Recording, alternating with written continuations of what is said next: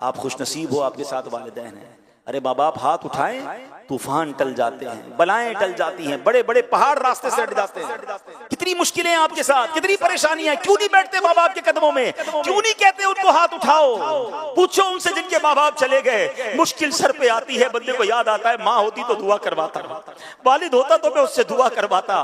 अरे आज तुम्हारे पास तुम्हारे माँ बाप हैं, बैठो उनके कदमों में, करो करवाओ दुआएं, तुम्हारे मुश्किलें कैसे आसान होंगी। हजरत मूसा अला नबीना वालेस्सलाम एक बार चलते चलते आपको कुछ थकावट महसूस हुई, आपने अल्लाह पाक की तरफ, आप चाह रहे थे कि सफर आसान हो जाए, अल्लाह पाक ने वही भेजी, ए मूसा करीब एक पहाड़ है, वहां तशरीफ ले जाइए, उस गार में एक शख्स होगा, वो आपके लिए सवारी का इंतजाम कर देगा। हजरत मूसा अल्लाह के नबी हैं, कलीमुल्लाह हैं, अल्लाह चाहता तो हवा के जरिए आपको सफर करवा देता, खुद सवारी का इंतजाम फरमा देता।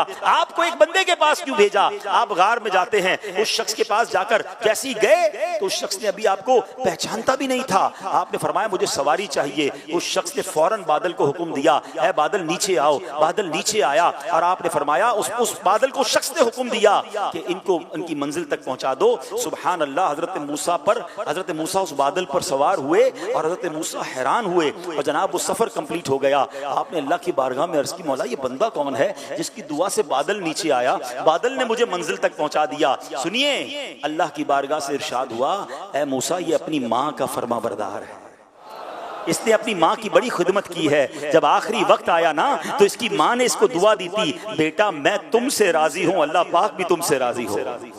अल्लाह फरमाता है मूसा मैं इससे राजी हो गया हूँ।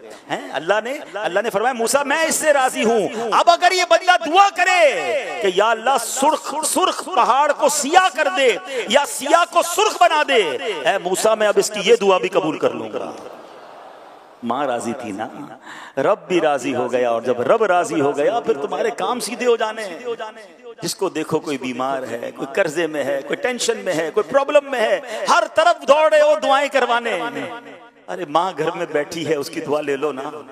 वालिद घर में है, जाओ ना उसके पास, पैर दबाइए उनकी खिदमत कीजिए, माफी पहले तो मांगिए उनसे। कितनी बुलंद आवाज में बातें की हैं, कितना झाड़ा है अपने माँ बाप को, कितना बुरा भला कहते हो। दोस्तों के लिए टाइम है, वालिद के लिए टाइम नहीं है। खुदा की कसम सवाब का अंबार है तुम्हारे घर में। हदीस पाक के अल्फाज हैं, जो बेटा जो औलाद अपने माँ बाप को मोहब्बत की निगाह से देखे, हदीस पाक का मजमून है, नबी पाक फरमाते हैं जो औलाद अपने माँ बाप को मोहब्बत की निगाह से देखे, अल्लाह मकबूल हज का सवाब अता फरमाता है। अल्लाह अकबर। सहाबी रसूल ने पूछा, व इन नज़रा कुल्ल यौमिन मिअत मर्रतिन, या रसूल अल्लाह कोई 100 बार दिन में देख ले। अरे माँ बाप तो घर में है ना, जितनी बार चाहे देखें। अल्लाह अकबर। नबी पाक ने क्या फरमाया, अल्लाह अकबर व अतयब, अल्लाह बहुत बड़ा और पाक है, यानी कोई 100 बार देखे अल्लाह 100 हज का सवाब अता फरमाता।